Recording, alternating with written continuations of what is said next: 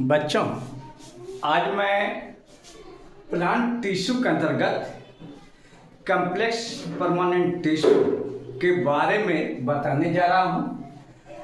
पिछले क्लास में मैंने जाइलम के बारे में बता चुका था। आज मैं फ्लोएम के बारे में बताने जा रहा हूँ, जो कि एक वास्कुलर टिश्यू है और ये पेरेन्काइमेटस सेल्स और स्क्लेरोकाइमेटस सेल से बने होते हैं। ये लिविंग और नॉन लिविंग दोनों फॉर्म में पाए जाते हैं। हम यदि देखें कि फ्लोएम, इसके फ्लोएम को 4 भागों में बांटा गया है। इसीलिए कहा गया है phloem is composed of 4 elements. First sieve tubes, second companion cells, third phloem parenchyma और फोर्थ फ्लोएम फाइबर। तो सबसे पहले हम शेप ट्यूब्स के बारे में बात करें, जो कि मेन कनेक्टिंग सेल्स है, जो कि इलोंगेटेड, सिलेंड्रिकल, थीन वॉल होते हैं और ये वर्टिकली अरेंज्ड होते हैं, जिसमें कि बहुत फाइन स्ट्रक्चर्स होता है, जिसे हम शेप ट्यूब्स कहेंगे। और इसमें नीचे से ऊपर की ओर ये इलोंगेटेड फाइबर, जो कि आगे की ओर एक प्लेट नुमा स्ट्रक्चर्स में निकलता है, जिसको कि हम शेप प्लेट्स कहते हैं। यानी ये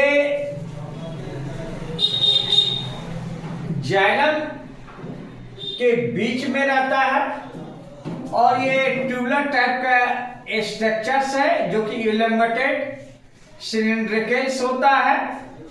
ये नीचे से ऊपर की ओर ग्रोथ करता है और इसमें पोर पाए जाते हैं, जो कि सीप्स के तरह होते हैं, चलनी के तरह होता है। इसीलिए हम इसको शेप ट्यूब्स कहते हैं।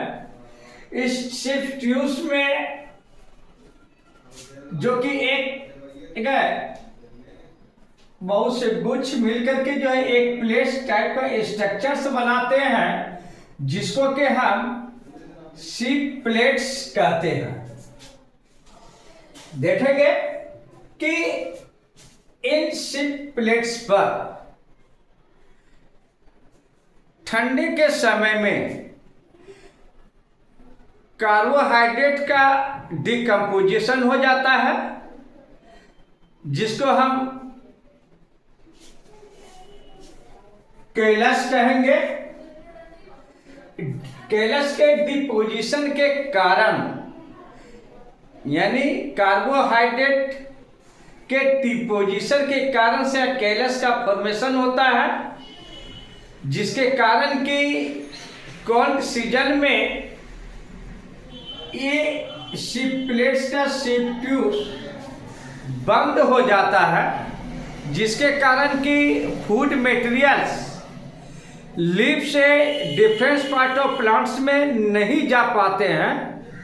यही कारण है कि जाड़े के दिनों में प्लांट्स का ग्रोथ रुक जाता है, जबकि गर्मी के दिनों में और वर्षा के दिनों में ये डिजॉल्व हो जाते हैं, यानी केलस खत्म हो जाते हैं, कार्बोहाइड्रेट खत्म हो जाते हैं और ये पोर शेप ट्यूब्स ओपन हो जाता है, जिसके कारण कि फूड मटेरियल्स जो कि पत्तियों में बनता है, वो पूरे प्लांट्स में फिर से आना जाना शुरू कर देता है, जिसके कारण कि गर्मी के दिनों में और वर्षा के दिनों में प्लांट्स में ग्रोथ होता है, जबकि ठंडे के दिनों में प्लांट्स ग्रोथ नहीं करता है या बहुत कम करता है। तो इस प्रकार के देखें कि शेप ट्यूब्स ये मेन कंडक्टिंग एलिमेंट्स है जो कि इलोंगेटेड सिलिंड्रिकल थीन वॉल होते हैं जो कि वर्टिकली अरेंज होता है और इसमें फाइन पोर पाए जाते हैं जिसको कि जो कि सिव लाइक होता है और इसी को हम सिव ट्यूब्स कहेंगे। तो ये perforated ends walls are termed as sieve plates. ये परफोरेटेड छिद्रयुक्त एंड पार्ट को हम सिव प्लेट्स कहेंगे जो कि जारे के दिलों में कार्बोहाइड्रेट के डिपोजिशन के कारण एक कैलस का फॉर्मेशन करता है जिसके कारण कि इसका ग्रोथ रुक जाता है और गर्मी के दिनों में यह वर्षा के दिनों में यह ओपन हो जाता है।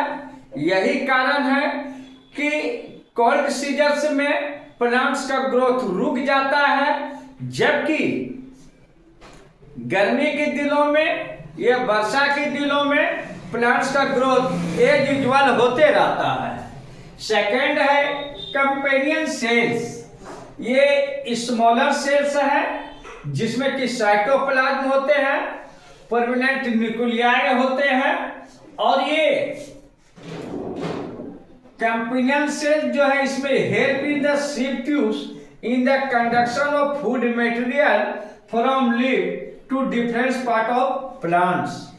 यानी कंपेनियन सेल्स जो कि सिव ट्यूब्स में फूड कंडक्शन का काम करता है, कंडक्टिंग का काम करता है और ये फूड मटेरियल को लीफ से डिफरेंट पार्ट ऑफ प्लांट्स में पहुंचाने में मदद करता है।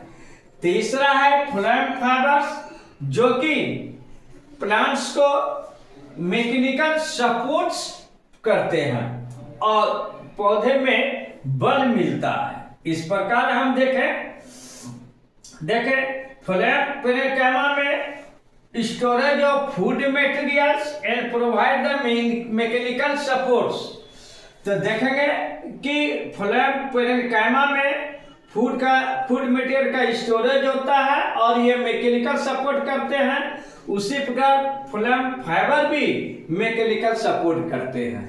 इस प्रकार पूरा अध्ययन करने के बाद हमें पता चलता है कि ये जो है सिव ट्यूब्स और कंपेनियन टिश्यू दोनों मिलकर के जो है फूड मटेरियल को जो है लीफ से डिफरेंट पार्ट ऑफ प्लांट्स में भेजता है और उसका स्टोरेज करता है, जबकि फ्लोएम पेरेन्काइमा इसके ऑर्गेनिक मैटर्स को स्टोरेज करने में मदद करता है तथा फ्लोएम फाइबर इसको मैकेनिकल सपोर्ट प्रदान करता है। तो यहाँ देखेंगे इसके स्ट्रक्चर्स में जो कि ये जाइलम के बाद वाला स्ट्रक्चर्स है जो कि इसमें न्यूक्लियस पाए जाते हैं, जबकि मैच्योर्ड सिव ट्यूब में न्यूक्लियस एब्सेंट हो जाता है, लॉस्ट हो जाता है, खत्म हो जाता है।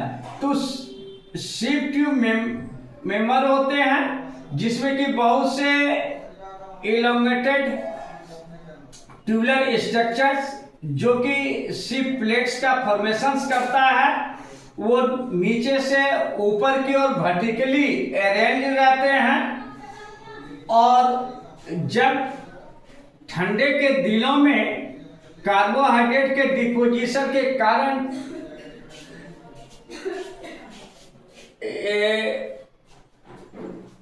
कैलस का जो फॉर्मेशन करता है तो इसका ये सिव प्लेट्स बंद हो जाता है जिसके कारण के भोजन का जो है लीफ से डिफरेंट पार्ट्स ऑफ प्लांट्स में जाना बंद हो जाता है, जबकि गर्मी के और ठंडी के मौसम में गर्मी के और वर्षा के दिनों में ये ओपन हो जाता है और प्लांट का इसमें ग्रोथ होता है। यही कारण है कि ठंडे के दिनों में प्लांट्स में ग्रोथ नहीं होता है। इसके अलावे इसमें जो है एक न्यूक्लियस पाए जाते हैं, साइटोप्लाज्म पाए जाते हैं और ये CPU जो कि जो है वो कैम्पेलियन सेल से घिरा रहता है। इस प्रकार कॉम्प्लेक्स परमानेंट टिश्यू के अंतर्गत फ्लोएम समाप्त हुआ।